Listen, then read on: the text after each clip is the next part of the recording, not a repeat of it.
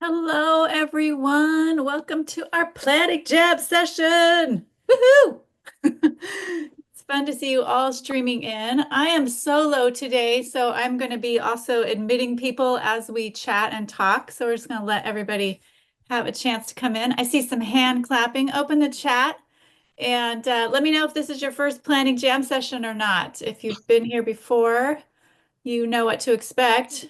Allison's here for the first time. All right, all right. First timers, first jam session. Oh, good. First one live. Oh, yeah. Have you seen the replays? Some of you, we have sent out the replays, but I'm If you excited for need this to one. talk to me, you're going to have to get my Oh, let attention me because let this me is in mute. my ears. So I'm going to mute everyone for now, but if you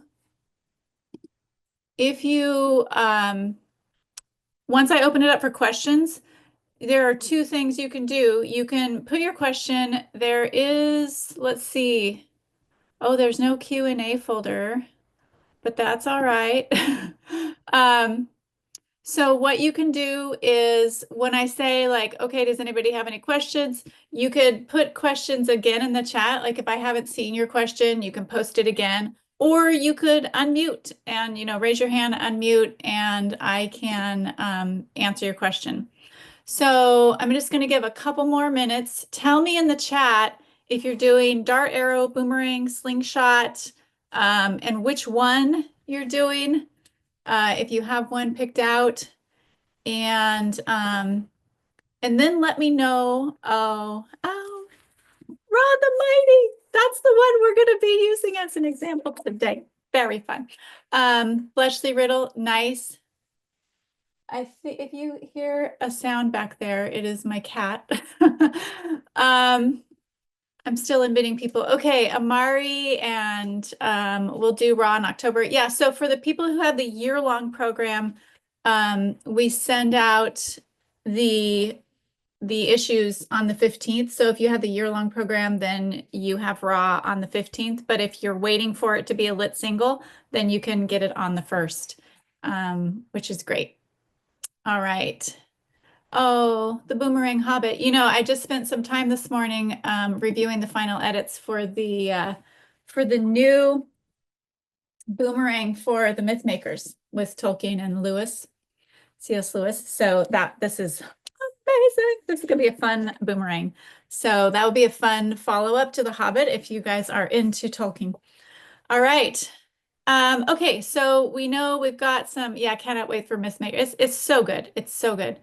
Um, Okay, and then tell me in the chat if you are doing a project like from Jot It Down, partnership writing, building confidence, and because today, oh, book covers is such a good one. Going to start next month. Great, because it's really great to kind of get your feet on the ground if you're doing a dart, arrow, boomerang for the first time, and then you want to start adding in projects, those writing formats.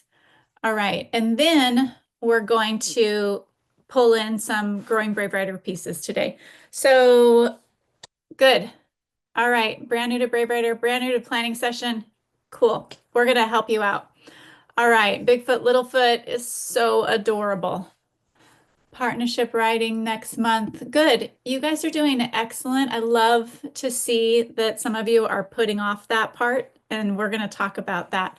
Not yet, not sure where to start. Okay, Grace, we will help you.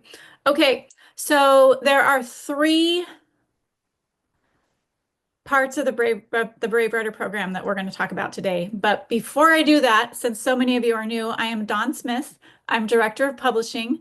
It's my job to pick the books and to shepherd the Dart Arrow and Boomerang and obviously and the quills in the past and slingshots. We will have some more slingshots coming up at some point.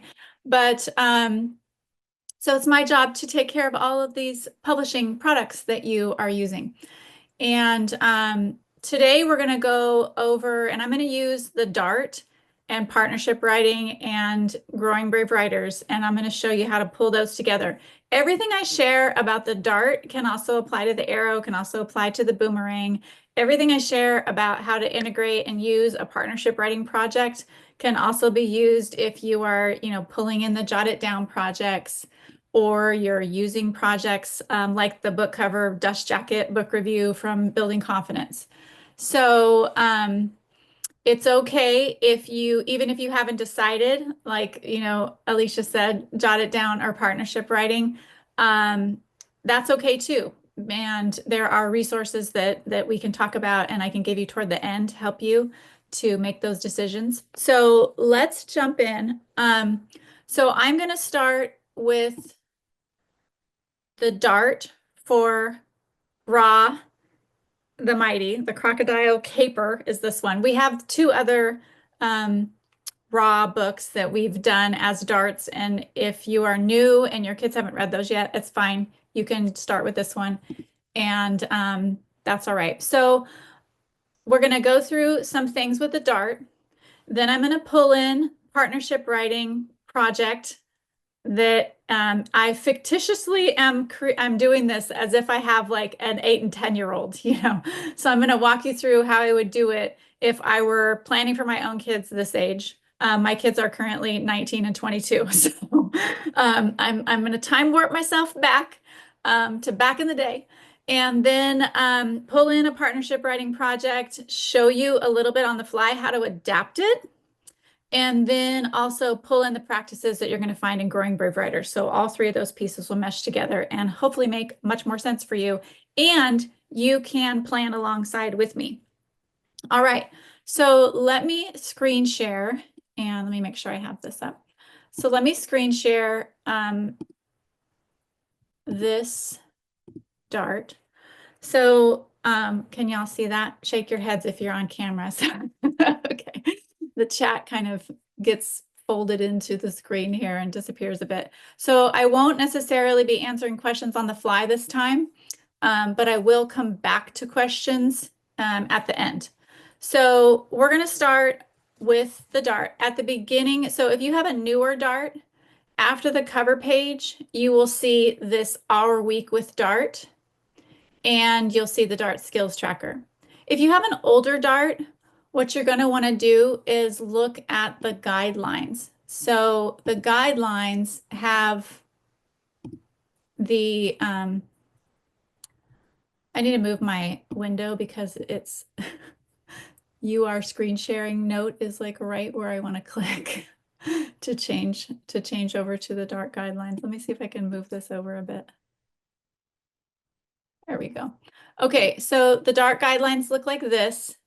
And toward the back of the Dart guidelines, you'll see like there are the Dart scan planner and skills tracker. So all of this is going to help you manage and understand your Dart better. But back here are the planner, the skills tracker, and the planner. So if you have an older issue, this is like with the arrow and the boomerang, there are some older issues. If you don't have a planner and tracker, write in your guide. You can find them in the guidelines. The other thing I wanted to do is show you and kind of go over some terminology. You're going to hear me say things like copy work, dictation, and stuff like that. So copy work, it's covered here in the guidelines. So anytime you hear me talk about copy work, you can go to the guidelines. You can learn more about it here. There are 3 different types of dictation. There's French style dictation, which is where you're leaving blanks, and then as you read the passage, your child fills in the blanks. Then there's straight dictation, which is a blank page and you read the passage slowly and your child writes what you're reading to them. And then there's reverse dictation, where you take a passage and you take out a lot of the punctuation, you misspell some words, and they go through and they do a process of being the editor and correcting the passage. So there's tips in here for reverse dictation. So when you hear me say all those terms and you feel like you're kind of lost, you don't know what they are, go to the guidelines. The guidelines are your golden ticket to understanding everything about dart, arrow, boomerang, slingshot. All right, so we're going to I'm just going to show you. So here in this Our Week with Dart, the first thing you want to do is, it says here, read the passage, review possible questions to ask the passage. Oh, I've got my highlighter on. Don't highlight, do something else. Let's do pointer. And then, look at the what to note and how to teach sections and pick concepts to skip this week. It's too difficult or too much. You have, I'm going to admit people, you have, too much to do or whatever. There are things, you don't have to cover everything in every dart. So that's why that's in there. So pick 2 or 3 concepts. And then I have to close this again. Note a concept you learned. So this is for the parent, by the way. So if there's something that you didn't even know you didn't know, because we all have this really filter of, like what grammar we learned in grade 6 or elementary school, and we don't remember it. And then all of a sudden, something will come up in the dart. You go, oh, wait a second. Like, I didn't even know about that. That's amazing. So some of this is also acknowledging that you as an educator are growing as well. And then there's pick a copywork strategy. So see the guidelines for different things you can do for copywork. Prepare the passage for dictation practices.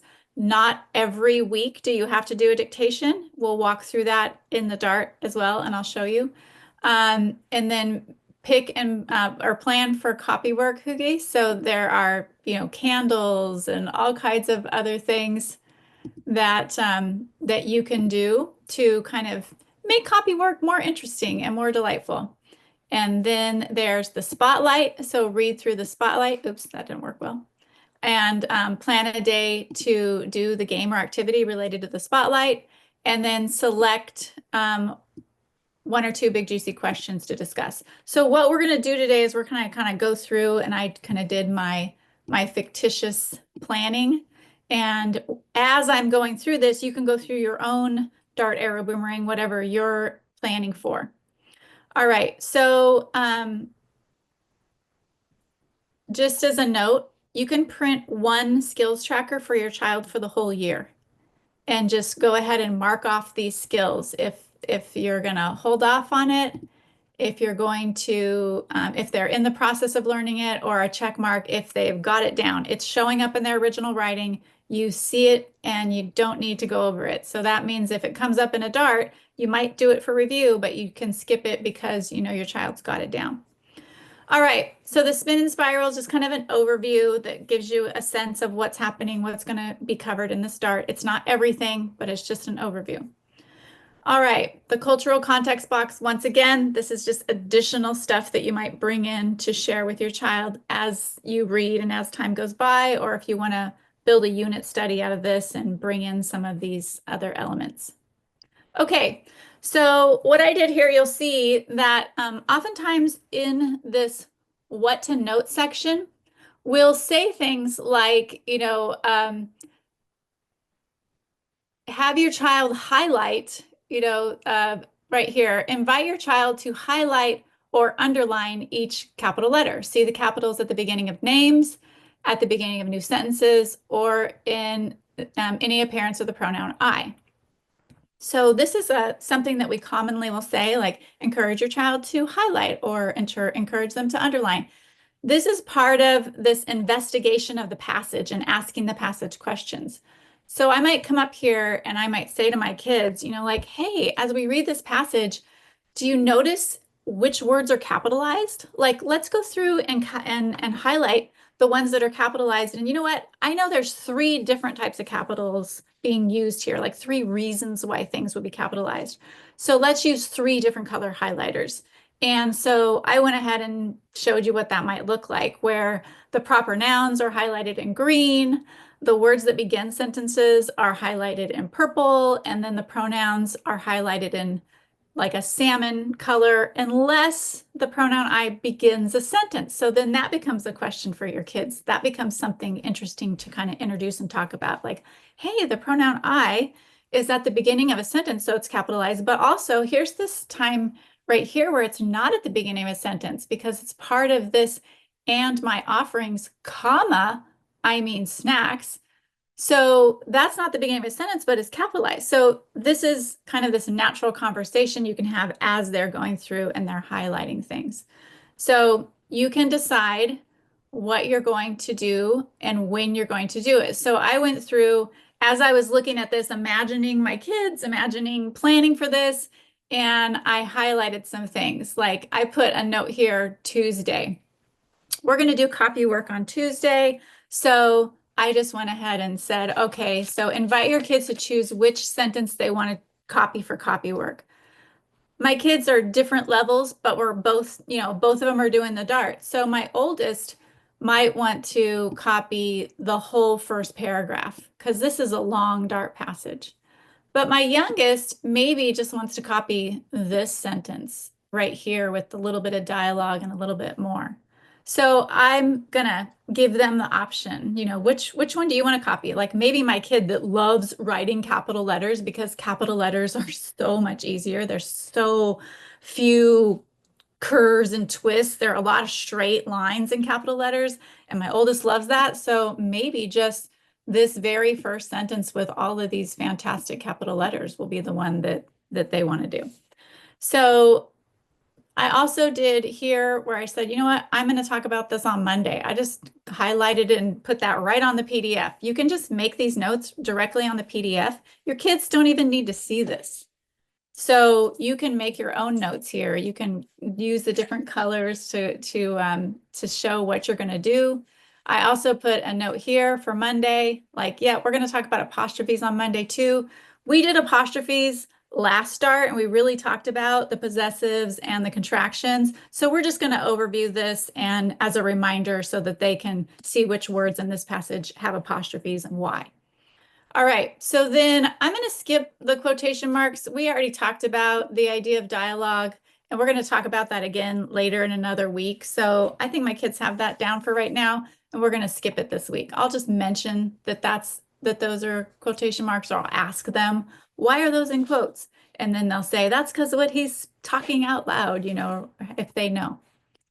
All right, and then come down here. In the Dart, there's a highlight each week. So for instance, in the first week, it's copy work.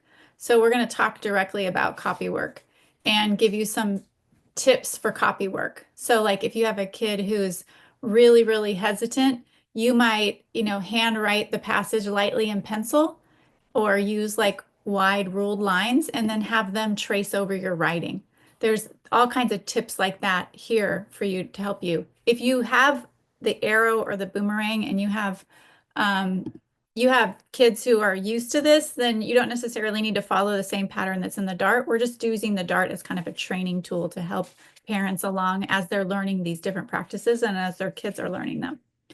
So there's a spelling note in the Dart. So you can talk to your kids about, the word Nile and how, it's capitalized because it's a proper noun and it's got the silent E and you're making it very organic and interesting to talk about spelling that way. And then for formal titles, I actually kind of thought, you know what? Maybe we'll talk about these at another time, just kind of casually. And then I put a note here, fun dinner convo. So as I'm going through, I'm thinking about our week and I'm thinking like, you know what? This try it. It says take inspiration from Ra's grandiose titles and invent some for your whole family. Could your guinea pig be dubbed Princess Snuggles Nose, fluffiest in all the land? So like that kind of try it is something that would be really fun to do as a family. We could do it over dinner. We could even do it in the car. So start to kind of like get your imagination going about when you can do some of this stuff that's not necessarily at the kitchen table.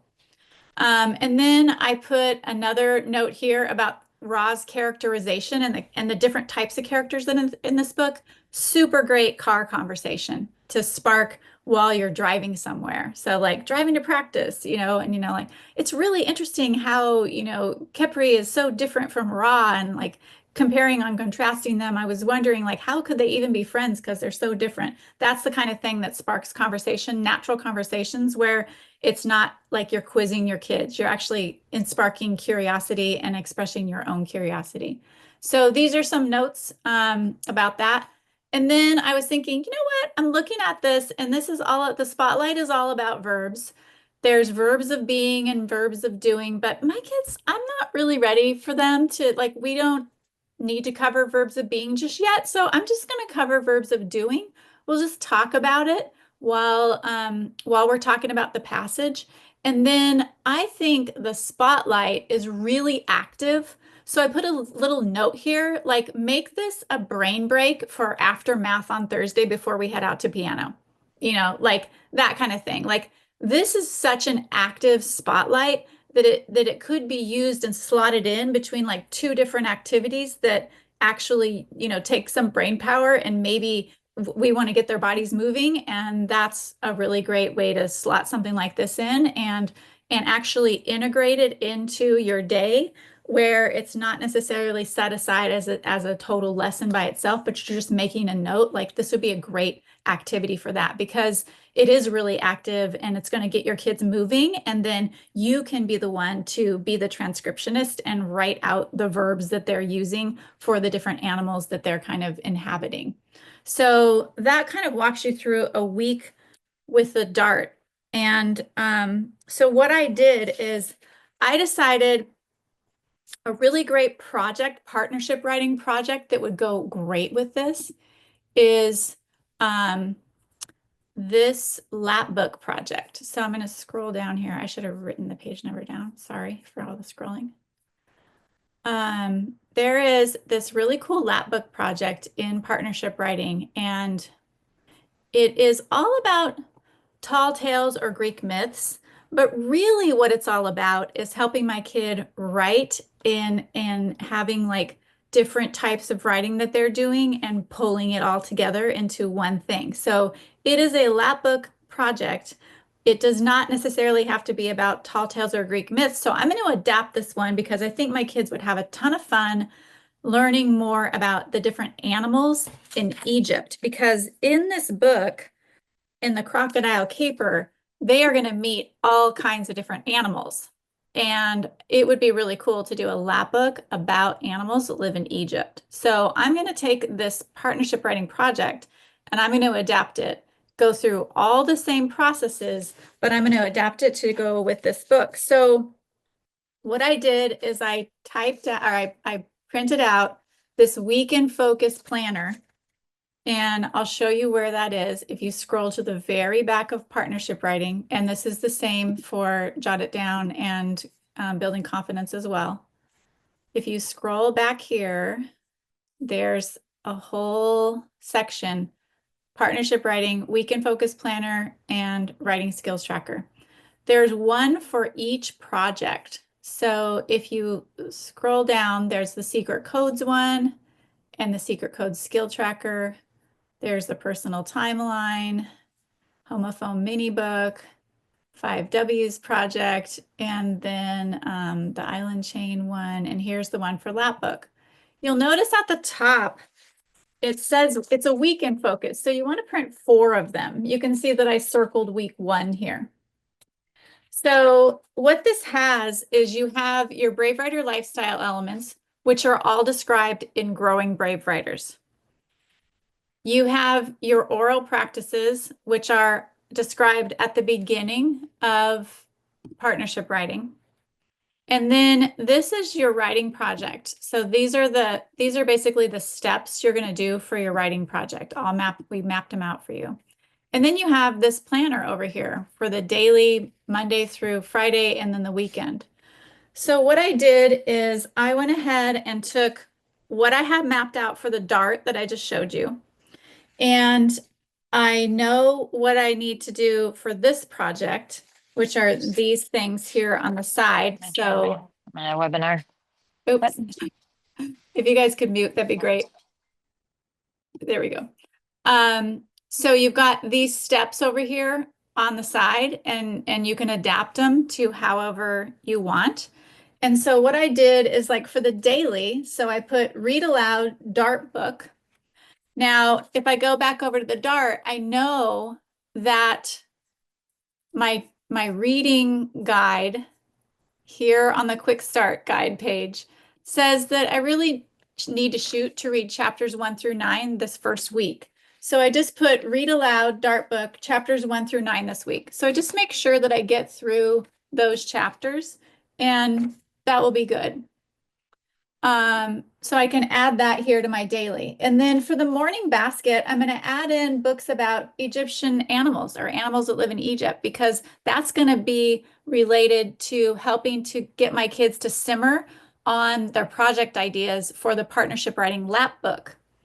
And then I want to discuss animals and, as we read about them, ask my kids, which ones are interesting to you? What about is interesting? Where do they live? And what kinds of things do they do? What kind of characteristics do they have? And I can start also relating that to the animals that we meet in the raw book, like, are there characteristics that they have in the fictional stories similar to the characteristics that we're learning about in these books that we're reading or videos we're watching?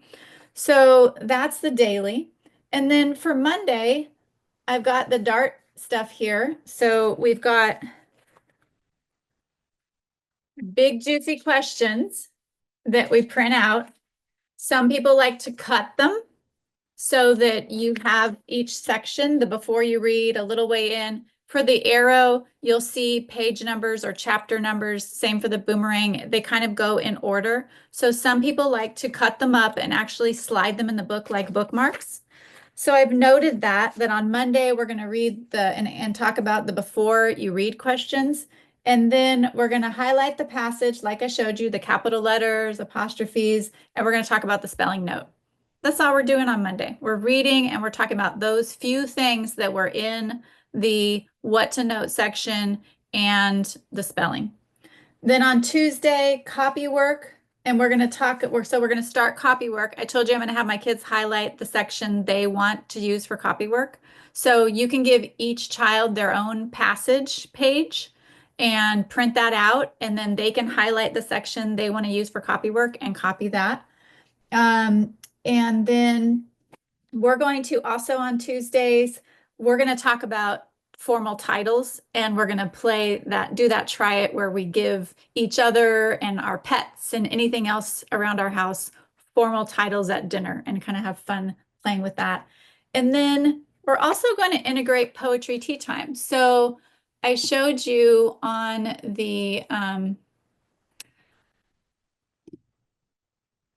this planning page, we have some Brave Writer lifestyle elements here. So on Tuesday, I'm going to add poetry tea time in, but I'm going to try to get books from the library that are poetry about animals, and like bonus points if I can get poetry about animals like cats or beetles or crocodiles, anything that shows up in the raw book, right? So we're gonna talk. We're gonna have our poetry tea time. Super simple. I'm just gonna take lemon water. I'm gonna take water, squeeze lemon in it, and it's just gonna be poetry tea time. Like, it doesn't have to be complicated. You guys can lower the bar down, make it super simple. So that's gonna be our poetry tea time. We're gonna read poetry together, and then I'm gonna ask my kids to pick a poem that they might want to memorize.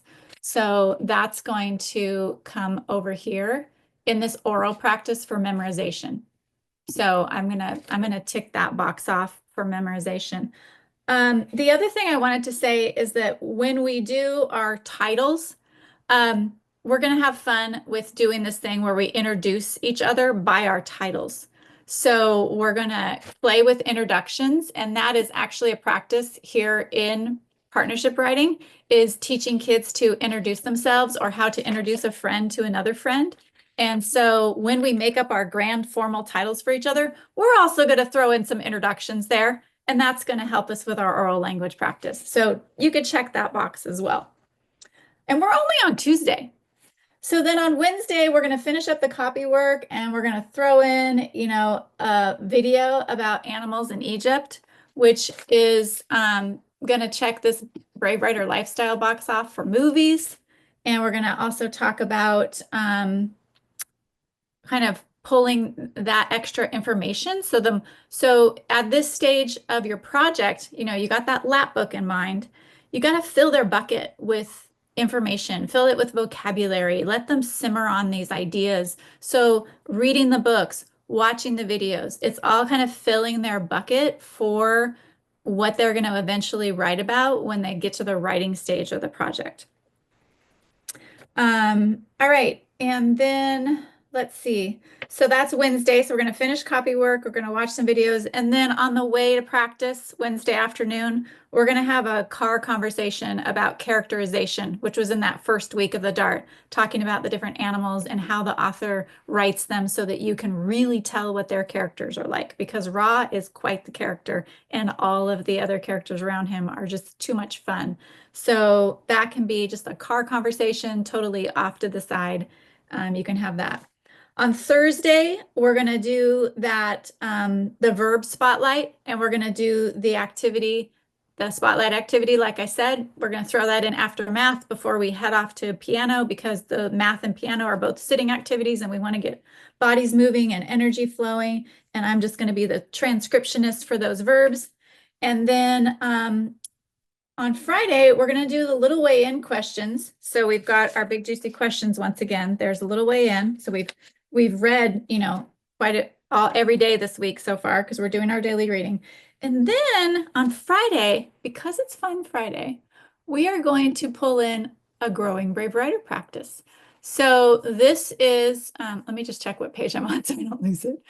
So we're on I'm jumping to chapter 5 here, on page 57. So just so for all of you who don't know yet, because of the way my window is, I'm scrolling a whole lot. Let me see if I can change this so I can get access to my screen better. Here we go. So this is Growing Brave Writers. This is the manual. This is going to give you a lot of the principles and practices in Growing Brave Writers. You will find information about copy work and dictation here that's covered in Dart Arrow Boomerang as well. And you will find information about the Brave Writer lifestyle practices.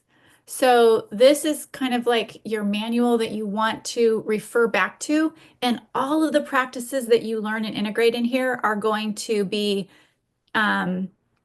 feeding into your projects and what you're doing in your mechanics and literature, and you're going to come back around to them. They're practices you will repeat over and over and over again. So you can pick what you want to use out of here depending on the project you're doing, depending on where it's at, and you will use multiple strategies from Growing Brave Writers while you're doing the projects, these composition writing format projects with your kids. So in this case, this week, I'm thinking, you know what? We're going to write about animals, and our main character in our Dart is a cat. So I want to do the keen observation activity, and it's totally related to adding detail to writing. I want to do that because when my kid starts writing about, cats and other animals for the writing project that we're doing this month, I really want them to have some good vocabulary to use. So we're going to keenly observe Grandma's cat. We don't have a cat, but we're going to go to Grandma's house and we're going to keenly observe Grandma's cat. So I'm going to jump here to page 61. And here's a whole activity. So you can read about keen observation on page 5. So you as the parent, read up on this, read the why and all of the reasoning behind it. And then you'll do the activity with your kids. So we are going to go through this. There's tools here. It gives you all kinds of directions on how to do it. And then you set the stage and you start asking questions. And there's a chart here. And then there are questions that you can ask for all the senses. So there's sight, there's touch, smell, sound, taste if it's appropriate. Don't taste the cat. So you're going to have all of these steps that you can use with your kids to walk them through. They could do a keen observation about sand, where you get some sand and they're feeling it, they're smelling it, they're touching it. You could get the sand wet with some water. What does that feel like? How is it different? So you're going to walk them through this. So I decided that because I want to give my kids as much vocabulary as possible and as many things as they can draw from before we start doing our free writing next week for our project, I want to do a keen observation. And then to top it all off, on the weekend, we're going to we're going to do an art project and we're going to make cat ears, headbands with cat ears, because Ra is a super amazing cat. And we want to do some fun cat ears because later on in the month, we're going to have a book club party and I want to make some cat ears and we're going to do that on the weekend. So that is all written down right here, messy as can be, scribbled on, so that that's the week. And what I've done there is I've integrated the Dart.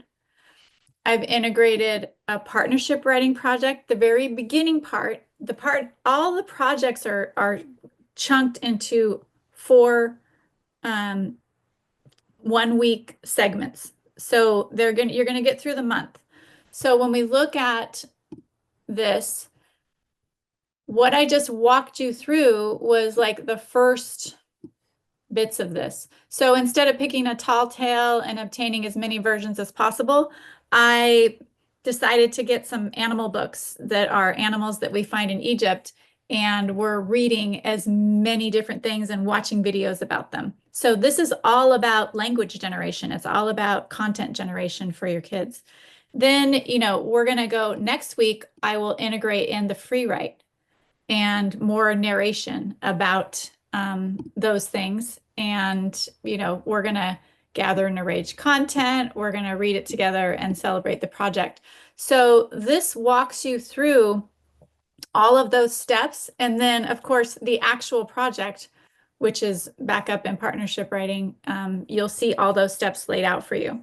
So at the end of this week, let's look at what we've covered. We've done a really simple, easy poetry tea time that can take as long or as short as you want. Your kids can maybe read 2 or 3 poems and be done, or they could spend, a whole lot of time reading poems about animals.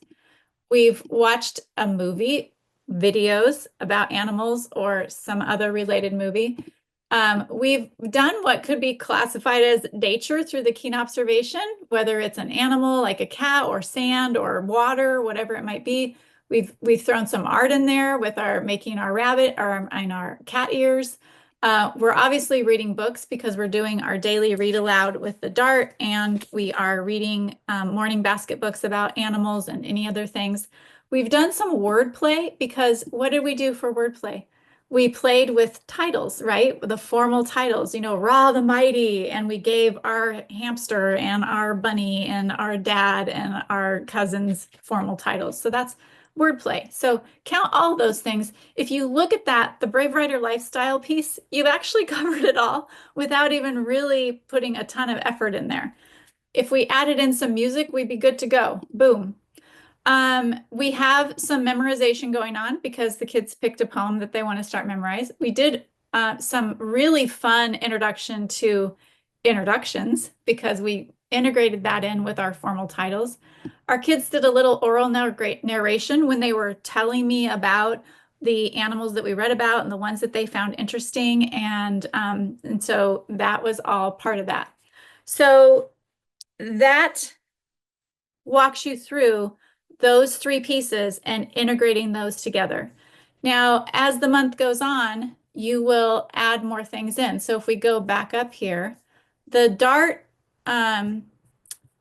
is the same structure every week. So you will have that same system that we went through where you're looking at the what to note, you're deciding what to talk about, then you're looking at the how to teach concepts and what you're going to cover. And then you're looking at the spotlight and, are you going to cover the spotlight? You're going to skip the spotlight. It's okay to skip content because we spin and spiral around all of that stuff. So you're going to come back around to it again. That's the great thing about the skills tracker is you can see like, oh yeah, we don't have this down yet. Or I see that show up in my kids' free write, so I know they've got it down because it's showing up in their original writing. Like they're always capitalizing proper nouns now. So we don't really even need to talk about that. I can just make a quick note of it and move on. So then you'll see the partnership writing project week 2, week 3. So all of these things are mapped out for you. You just go through week by week, and then here you are with week 4. And as you go through this, start looking and start seeing which parts of Growing Brave Writers can I integrate here? What am I using? So free write. So even if you haven't gone through, there are two ways to kind of work your way through Growing Brave Writers. One of them is, sure, you could start at the beginning and you could do, you could work through it monthly and go through it. The other way to do it is to say, okay, we're doing a partnership writing project. Week 2 is free writing. Let's jump ahead to that free write chapter and let's take a look at what's going on with free writing. So, this one covers copy work and dictation that you're doing in the Dart Arrow Boomerang. Here's chapter 7, your guide to free writing. So before you get to that second week of the project, go ahead and read this guide to free writing. Start thinking about how you're going to approach it with your kids.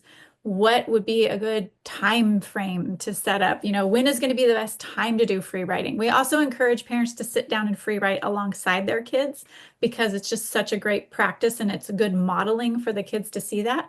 This will give you all kinds of examples to kind of bounce off of to see what kinds of things to expect from free writing. There's responding to free writes, so you get some principles in here about how to give your kids feedback on their free writes.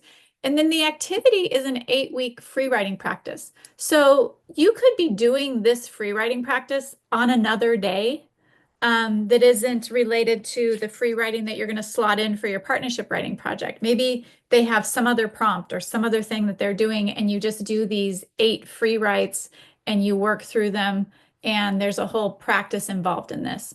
But even if you haven't gone through this whole process, it doesn't mean you can't use free writing for your partnership writing or your building confidence project. So go ahead and feel free to, within Growing Brave Writers, kind of jump around. There's revision practices, there's editing practices, there are all kinds of things in there that you can pull in and start to add into your weekly schedule. And then, of course, this will add up. I mean, you print one for each week. So you just kind of start pulling those things in and putting them where you want to slot them in for the whole month. So I just talked for 45 minutes straight almost, trying to walk you through. That's been the biggest question since I started these planning processes. It began as just helping you plan for a Dart Arrow Boomerang, and then people kept asking, how do I add in the projects? How do I add in the practices of Growing Brave Writers? So I really just wanted to give you kind of like a really good overview of what that looked like. So now everybody has their week planned, right? Is that is that what actually happened? So I'm going to look at some of the questions over here, but you guys can unmute and ask me a question if you want to. We have about 15 minutes left that we can kind of open it up, and if you have a question about anything I just shared or a specific issue that you have. Once I actually did one of the darts, it seemed less overwhelming the next time I did one. Yeah, absolutely. I mean, it's with anything. It takes practice. It takes some time. I've heard people say, like 1, 2, 3 darts, and then they just really feel like they've got it down. It still feels a bit overwhelming, but I have the idea overwhelm. Yeah, here's the thing is that it's a really different way to approach language arts. Especially if you're coming from a very scripted program where, on this day you're teaching colons and, you're going to have your kids fill out a worksheet and it's going to be all about colons. And then you're moving on to semicolons and then they're going to fill out a worksheet about semicolons. And then they forget about it because it's just an isolated worksheet and it doesn't have the meaning and hold the interest and engagement to them because it's these very separated concepts. And so when they can integrate it in with something like literature and looking at it through the lens of characters and story development and looking at a lot of things that we talk about even at the young Dart level is writer's craft and how the writers are really making decisions about how they want to use the language. They're making decisions about how they want to use punctuation. In fact, in the sidekick Dart, in Sidekicks, it was amazing because Melissa Wiley, Julie's co-host on the podcast, she writes the darts for me. And so we go through this whole editorial process where she picks the passages. We have a passage meeting. And so she shared a passage with me, and I'm looking at my book and I'm looking at the Google Doc she shared with me, and I'm like, Melissa, that's not there's a colon there. That's not an M dash in my book. And she's like, wait, but in my book, it's an M dash. So they actually changed the punctuation. Our editions of the book were different. I had a newer edition. She had an older edition, and they changed the punctuation. Both ways to punctuate it were absolutely correct, but they made some sort of editorial decision. Whether Dan made that decision or the actual, layout copy editors made that decision, we don't know. But we made it a talking point in the Dart because what a fascinating discovery. Like, that's amazing that decisions like that can be made. There's no hard and fast rules. And nobody knows all the rules. I mean, have you guys seen the Chicago Manual of Style? Let me show you this book. I mean, are you kidding me? This is the Chicago Manual of Style. So nobody knows all these rules. That's why they have to make a book like this, because you have to constantly be looking them up. And different manuals have different parameters, and they have different rules and conventions, really, is what they are. So it is a very different way to teach because it is very responsive, it's very inquiry based, but it sticks because kids actually can tackle these ideas and these concepts in meaningful ways because they can even push back and they can say, you know what, I wouldn't have used I think those sentences are really related, and I wouldn't have used a semicolon, or I wouldn't have used a period there. I would have put a semicolon instead. And you'll find with, especially with reverse dictation, where you strip out, you take a passage and you strip out the punctuation, your kids may punctuate it differently than the actual what the author decided to do. But you can have great conversations about why they chose to punctuate it the way they did. And if it is actually like a convention that would typically be used as an alternative to what the author did. That's a fantastic conversation. Such a great opportunity for them to really examine what they know and how they know it. So, all right. We're easing into free writing. Can you touch on some of the things that look different when you're planning Brave Writer for your high schoolers? Have two high schoolers. Yeah, so with high schoolers, it's a very much there. I would put a lot of choice, a lot more choice for them. So I mentioned with the Dart kids, asking them what lines they want to use for copy work.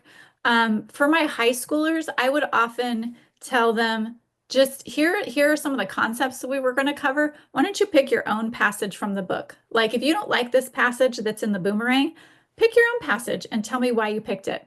That helps them to really get invested and interested. And even if you have younger kids, honestly, at any age, if your kids are resistant, hand some control over to them. Hand them the reins a little bit. You can still talk about all the concepts that are in the Dart or the Arrow or the Boomerang, but give them some of that freedom to like, you know what, you go through and pick a passage that you think is interesting, and you tell me what you like about it, why you picked it.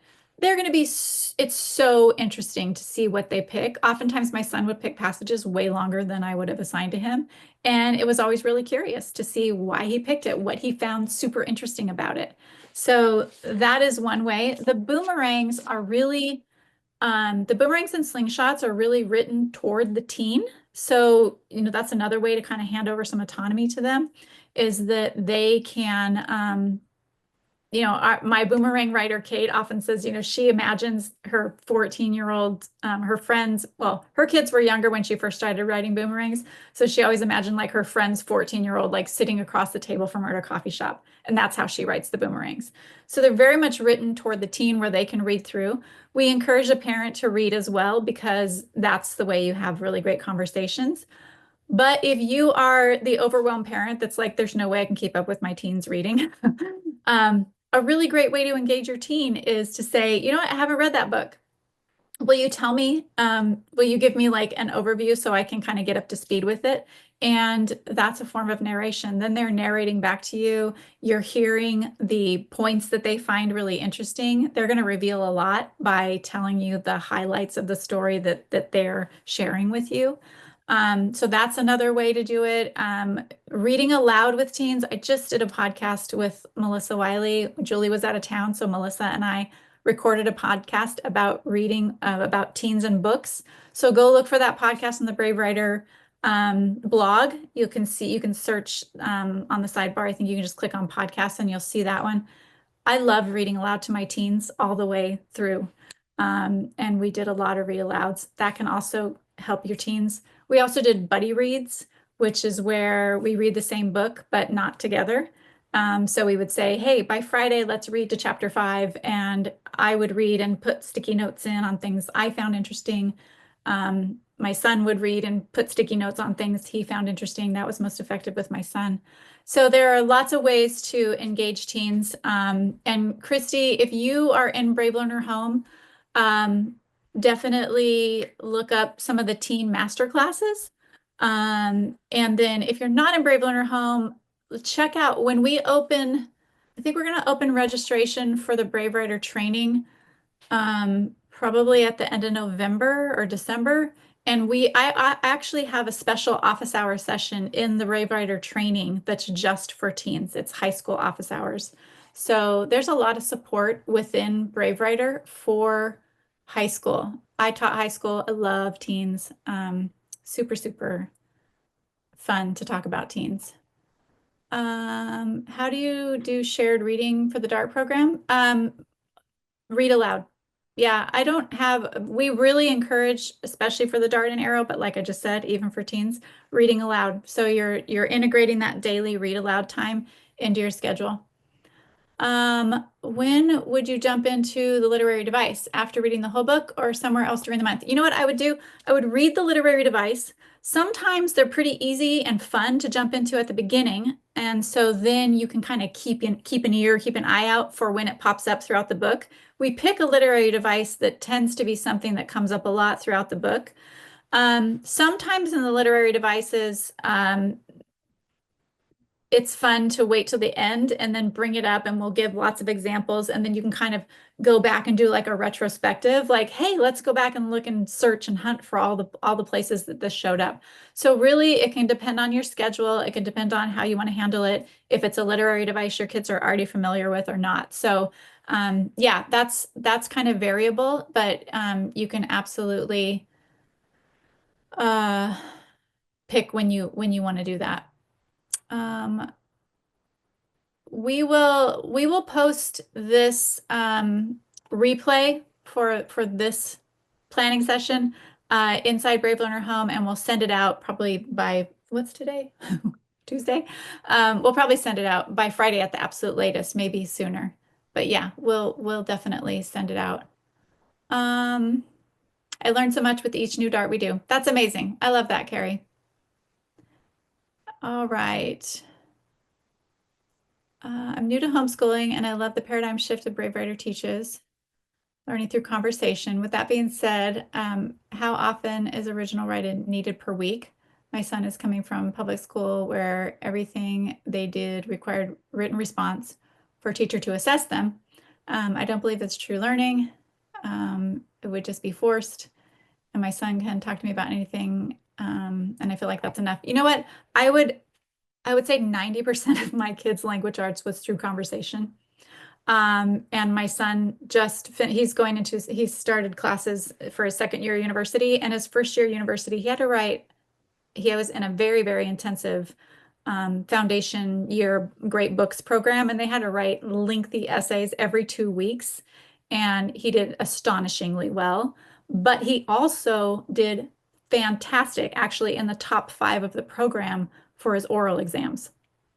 And I think with especially AI and the things coming up through AI, we are going to see more oral language and oral exams and oral reports being requested from students too. So I absolutely think it is enough and integrating free writing, integrating, different these projects. I mean, so with the projects, I mean, you're looking at a project a month that you're going to take, kind of through the whole writing process. So, that's once a month that they are doing, a whole project that is like going to be a finished piece. Now, that being said, um, if your child burns out on a project and they don't finish it, absolutely take a look at the skills tracker. Every project, like this is the Lapbook skills tracker. Every project has a great skills tracker. It has base writing skills and specific writing skills. So as you go through and your child is like, oh, I can't quite make it to the finish line, like I'm burnout, I don't want to finish this. Look at what they've done. Like go through that skills tracker and really, give credit. I know it sounds kind of weird, but yeah, like give credit where credit is due. They have done that work and they've generated content, and that is a step towards building their stamina for writing. So I absolutely think conversations are wonderful, and they don't need to do as much writing as they have to produce in school, because they don't have to prove they're learning to you, because you're having those conversations and what they're learning, and you also can really see their growth over time because you're so hyper focused on them, as opposed to being to need to track 20 odd students.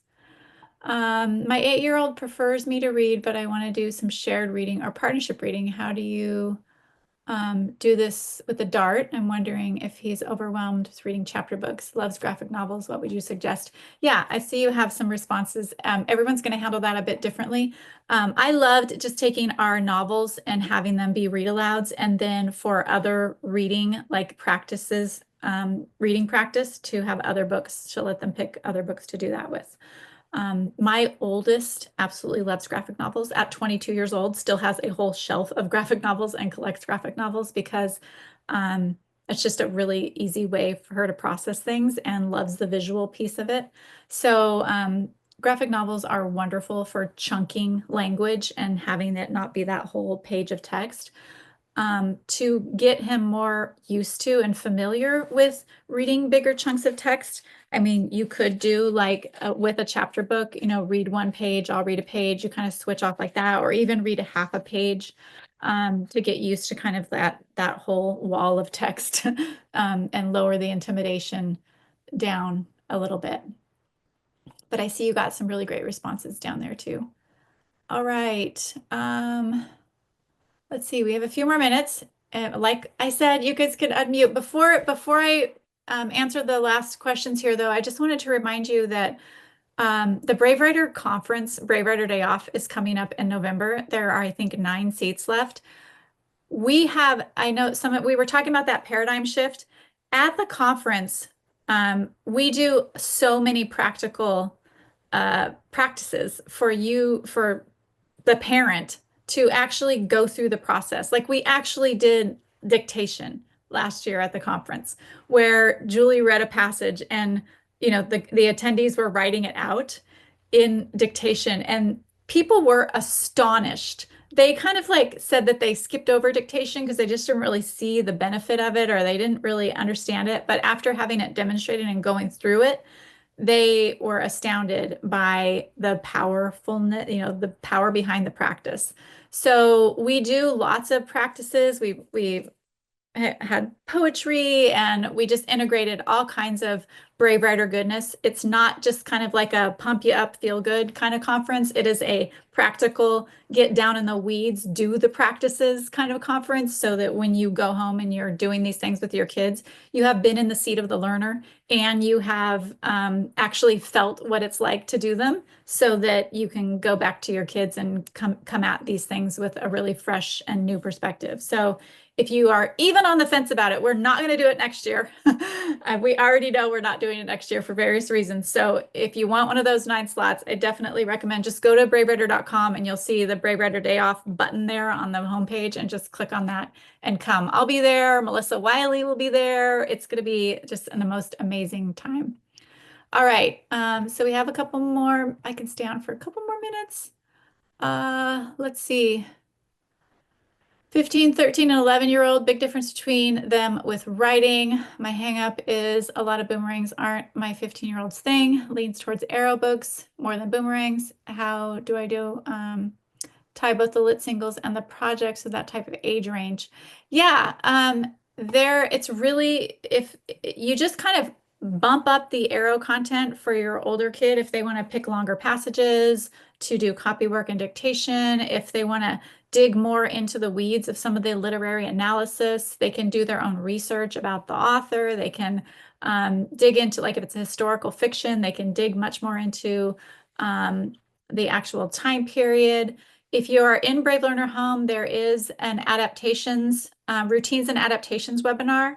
If you go into the product trainings behind the arrow, you'll find a routines and adaptations. It's behind dart, arrow, boomerang, slingshot. There's a routines and adaptations webinar. It is a great one that I gave about going up or down depending on the level and adapting up or down for your kids. So if you're not in Brave Learner Home, Priscilla, you can also write to me at dsmith@bravewriter.com and we can walk through some stuff.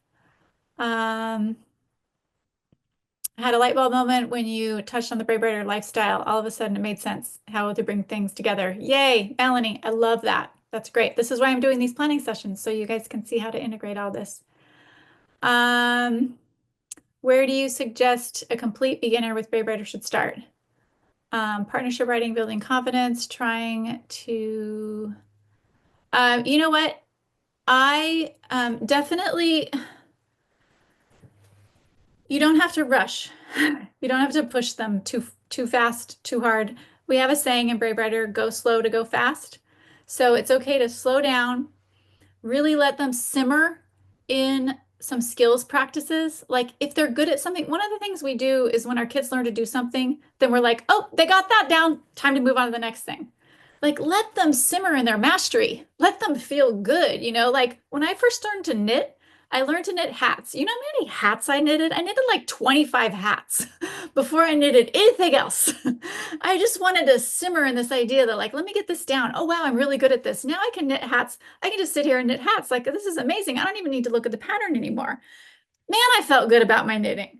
Last thing I wanted to do is go learn how to knit lace. So sometimes we need to like let them sit and simmer in the things that they've got down and then slowly, nudge those skills forward. So if you're deciding between like partnership writing and building confidence, maybe start with partnership writing. And if your child is, they will pull, you saw me adjust the project. So adjust the project to your child. So you can make it, if they want a little bit more of a challenge, you can make it more in depth. Go toward whatever skills they want to learn. Go toward, let them really make it their own in terms of at the topic. So that was Tall Tales and Greek Myths. We did Egyptian animals. It could be anything.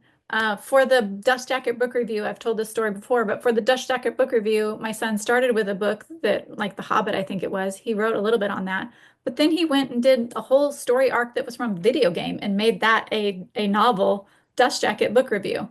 And it was an entire story arc that was from a video game he was playing. And I watched him do the entire playthrough and took all kinds of notes on note cards. And he, did the whole story arc and did that entire project based off a video game. So yeah, let your kids kind of make those projects their own. All righty. There are lots of questions over here. I won't get to them all, but I will save this chat.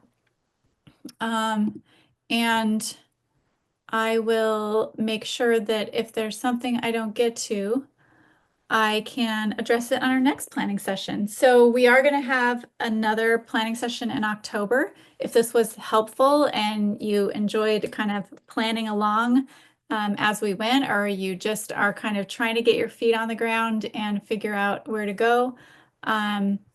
I see, luckily, you guys, I think we have a lot of veterans here too that are helping in the chat, and I appreciate all of you. You are amazing. It is always wonderful when we have, the homeschool veterans come in and scoop up and just put their arms around our newbies who are just trying to get their feet on the ground. So thank you very, very much. I appreciate all of you. And you can write to me. You can start a thread in Brave Learner Home and ask all your questions. That's a great place to get answers. And thank you so much for being here. Bye, everyone.